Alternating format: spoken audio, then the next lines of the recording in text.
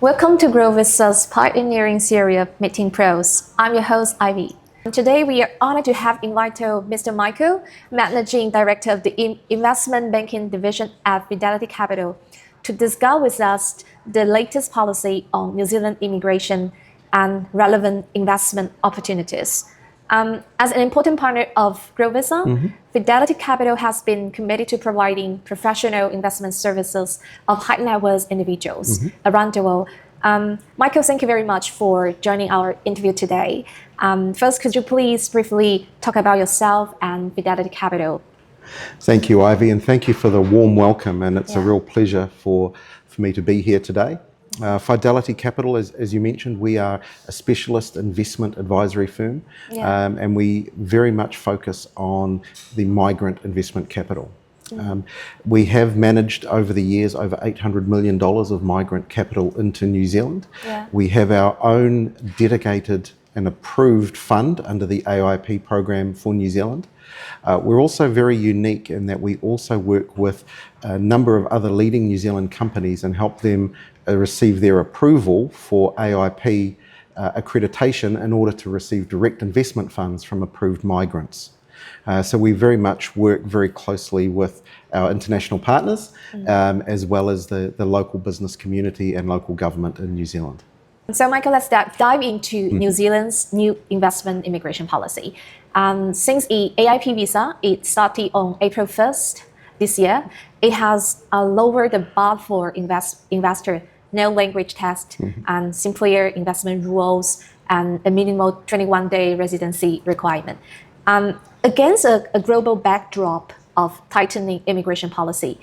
And so many are calling this a new golden age for New Zealand. So from your perspective, as a financial expert, what's your take on this new policy? And what does this move signal to high net worth investors globally? And do you think there is a deeper strategy play here by the New Zealand government? I don't speak for the New Zealand government in terms of their strategy, but we do have some observations around why they're doing this. As far as a golden age for New Zealand, the timing in terms of being open for business is fantastic for New Zealand. The principles of Fidelity Capital, we've advocated for a change in the traditional or historic investment migrant programs in order to enable funds to flow into more useful and productive sectors.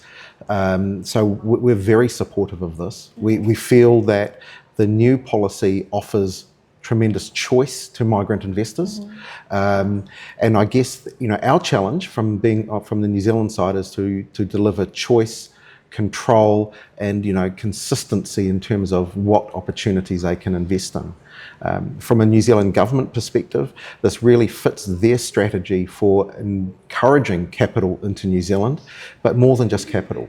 New Zealand, clearly as a small country, we need and require capital to deliver infrastructure and help business and help the economy.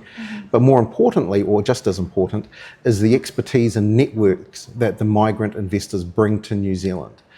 We think the language requirement change has really opened the door, and 3 weeks over 3 years for investors we think is very manageable, and that makes it a much easier proposition for migrants from wherever they are in the world to meet their immigration requirements. The initial data on New Zealand's new visa is very telling. We have seen 308 applicants globally, almost evenly between US at 129 and Asia at 125. So if you drill down into those Asian applications, the picture is clear.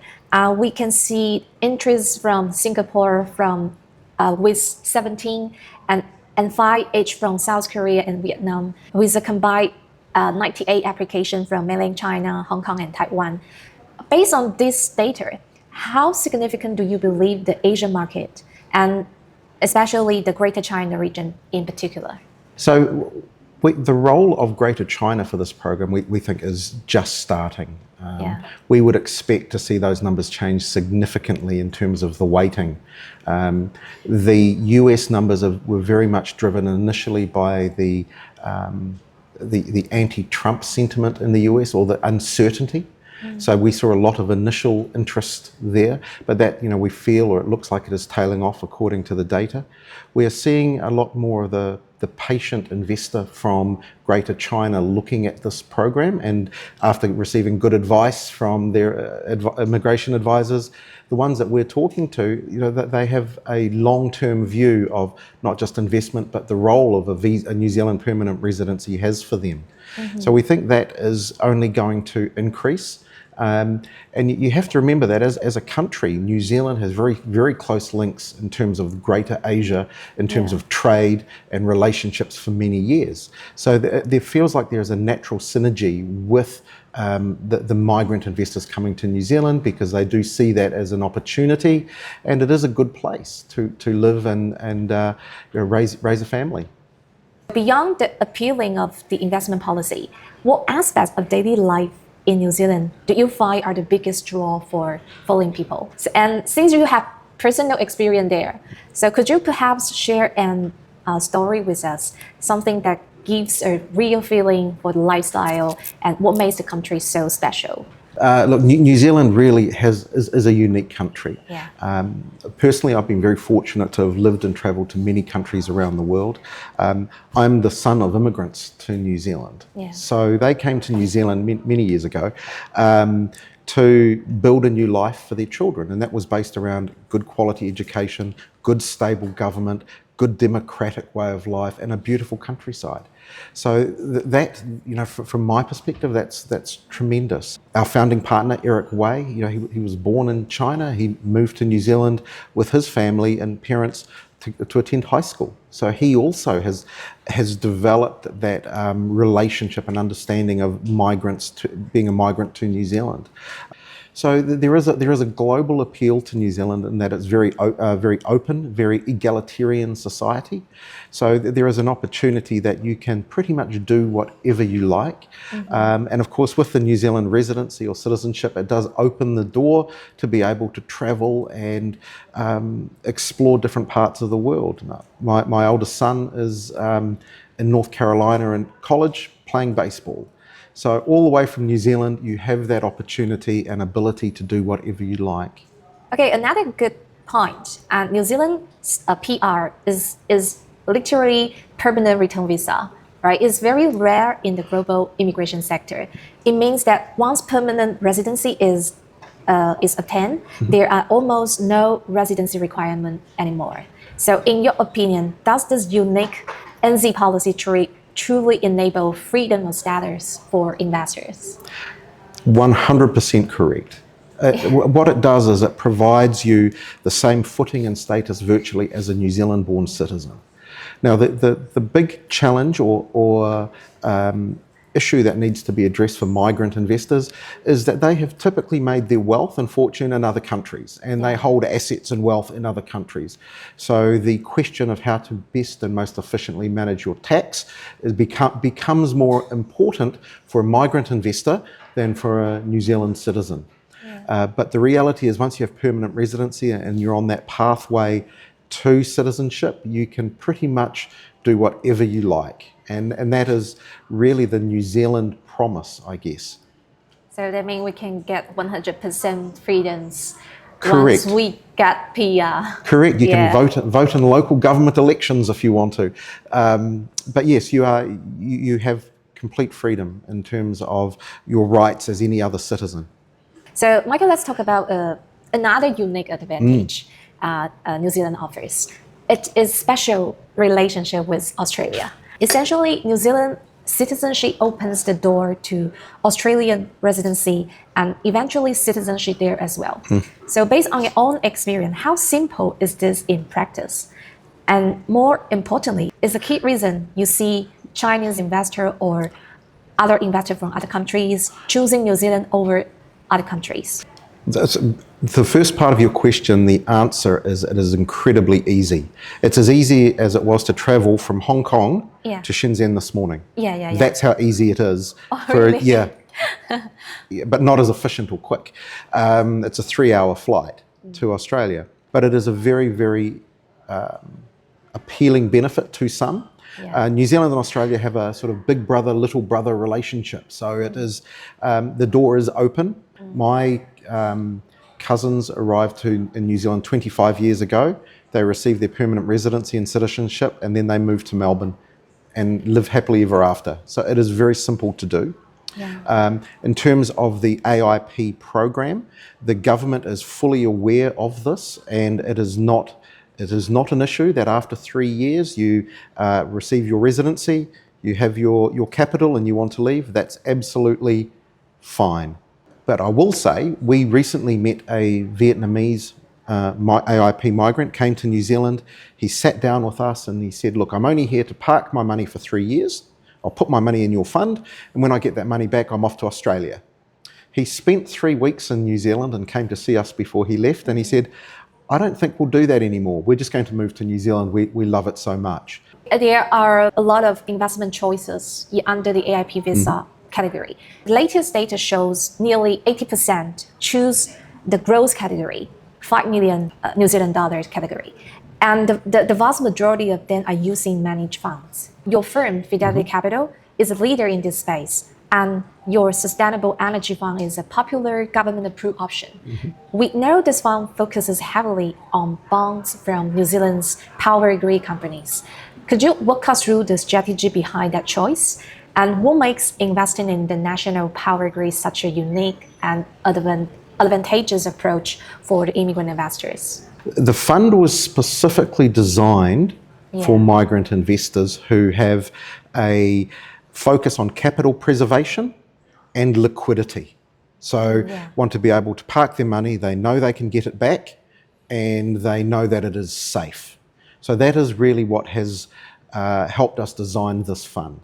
Why did we choose the electricity transmission sector? So this is just the transmission lines. This is not generation, this is not retail. This is just from generation to the main grid. There is these companies, there are 29 in New Zealand, plus Transpower, which is the national grid. So our objective is to place money with them on a 3-year fixed term. They are virtually monopolies in their own region, so they have zero competition. They are locally owned either by local government or central government or community trusts. So they are an essential service. Why do we feel this is a valuable investment for migrant investors? Is because the New Zealand grid and the whole New Zealand economy is moving towards decarbonisation and more electrification. All of our infrastructure and network needs to be upgraded over the next 5 to 10 years in order for us to meet our carbon zero target. So although we have high renewable energy, we need to be able to improve the transmission capacity to bring on more distributed generation. So these are very, very well-established, well-run organisations, but there's only Transpower who have a public bond and who have a public bond offering. Everyone else is just borrowing funds from banks. So we are in essence competing and offering a very competitive rate for the lines companies for a fixed term, which appeals to them, and they can do that in order to improve their capacity in transmission lines in order to allow decarbonisation, and these are all part of a green carbon or green funding program. So it meets a number of the different criteria we think are of interest and value to both the migrant and of course to New Zealand and our economy. And in today's market, conservative is a word that investors love to hear because it means stable. How do you generate about 5% return while remaining so conservative? And the second, how do you answer the number one question every investor has? How can I be sure my money is safe and that I will get it back at the end of the investment period? So in essence, the rate we can offer is below the current cost of borrowing for the existing lines companies. And we have a very low cost of borrowing in terms of Fidelity Capital. So our cost to lend to the lines company is much lower than anyone else can offer to them. Plus we don't charge the lines companies any facility fees, any ongoing fees, any swap fees. It is just the interest rate fixed for 3 years. So that in itself saves potentially 20 to 80 basis points for the borrower. So that is why it is also appealing. The second part of your question in terms of how do we ensure that they get their money back? Well, these are all the information for these companies is public. Their accounts are public. Their financials are audited and publicly available. And part of that, for example, if we take Transpower, the national grid, they actually list the repayment dates for all of their borrowing over the next 2, 3, 4, 5 years going out. Even 10 years. Even 40, they have a 40-year bond with Switzerland, by the way. So they have all of these repayment dates in the future. Now, the beauty, because it's such a highly regulated industry, their return is governed by the Commerce Commission and the Electricity Authority. So they know how much money they're going to make every year for the next 5 years. They know what return they can make on that, on their borrowing. Each investor has their own account. So if you're one of our investors, Ivy, your $5 million you have your own account, and you can see that it is part of a placement of maybe 50, 70 or $80 million with Transpower. And you can see the start date, the maturity date, the interest rate, when we pay you your coupon every 6 months. You can see all of that, and it is very, very transparent. It's not commingled with anyone else's money. It's not like the case where you buy units in a trust or units in a fund. It's completely individualized to the investor. I know that the fund, it distributes dividends semi-annually. And for many investors, it means a predictable, stable cash flow. So in your view, how important is that feature for new immigrants? Does having this kind of regular return help them better plan their new lives and careers in New Zealand, especially in those early years? That's a very, very important question. So what it does is it provides that certainty of when the coupon is being paid. So that's always good to know. But it also helps those that in terms of their planning when they actually move to New Zealand. But having that certainty allows them to plan not only for their lives if they're in New Zealand, or if they send their children to school to New Zealand. It allows them to have some local revenue. It also helps them with their tax planning and estate planning with how it fits in the rest of their portfolio. So we think it's important. We hear that from a lot of our investors that it makes their life a little bit easier. Fidelity Capital and Globevisa are key partners. So Michael, in your opinion, what respective strengths do Fidelity Capital and Globevisa leverage in this cooperation? We are not immigration advisors. We do not provide any advice to migrants on their immigration. So it's really important for us, and this is why we like Globevisa so much, is that we know that your clients have had very good advice, the very best professional advice. They understand the process. They understand what's required in order to meet their immigration requirements. That might not seem very special, but from our experience it is, because not every immigration agent is the same. So we are very clear that when we're dealing with a Globevisa client, there's a very consistent level and high level of knowledge, and that gives us a lot of comfort that we can actually talk through the investment part of that without having to worry about what they have been told by their immigration agent. And we believe we provide them a high quality service and good investment advice. And all the time we know that their immigration process will run smoothly, and it will run very, very much according to the rules. We still think Globevisa has the record for the fastest approval for an applicant, but we're very happy to talk to and work with your clients. Thank you for your high praise for our team in Globevisa.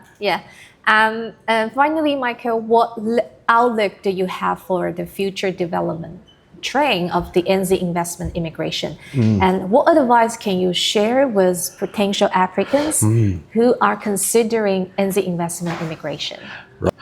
It's almost repeating the last answer, but it's important to get good advice. And as you know, we are very happy to work with your clients or any clients before they've made the decision, because we think it's important that they understand the investment landscape alongside the immigration requirements.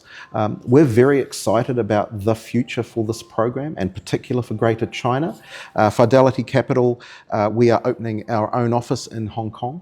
in order to help facilitate the AIP migration, and in terms of being able to ensure that there's the proper funds transfer in order to meet Immigration New Zealand requirements. So we're, as they say, very bullish about the opportunity. Our economy is going through some sluggishness at the moment, so the good companies will do well. For the lines company, that is completely isolated from economic cycles. Everybody needs electricity.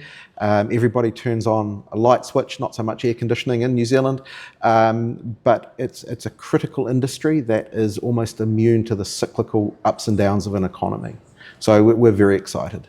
That's all the time we have for today. Michael Vukcevic, I want to thank you once again for such a wonderful and insightful conversation. Through your sharing, we have not only gained a much clearer picture of New Zealand's new investment immigration policy, but also a real appreciation for Fidelity Capital's professional and stable investment strategies. For our audience members who are planning their own overseas investment and immigration journey, I'm certain that Mr. Michael's insight have given you a lot to think about. Thank you all for tuning in, and we hope to see you in New Zealand one day. Goodbye for now. Thank you, Ivy. Thank you, Michael. It's been a pleasure. Yes.